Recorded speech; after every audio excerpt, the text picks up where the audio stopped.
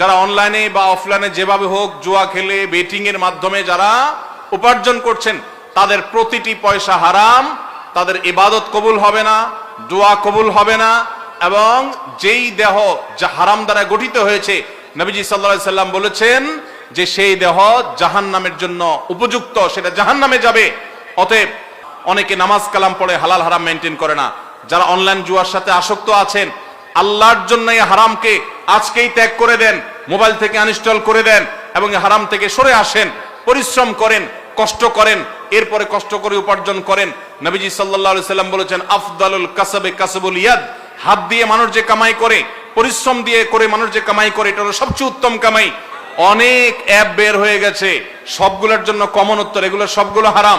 পৃথিবীর কোন আলেম এগুলোকে হালাল বলেন না। অতএব এই হারাম থেকে বেঁচে থাকেন, এই সমস্ত ধোকায় পা দিবেন না।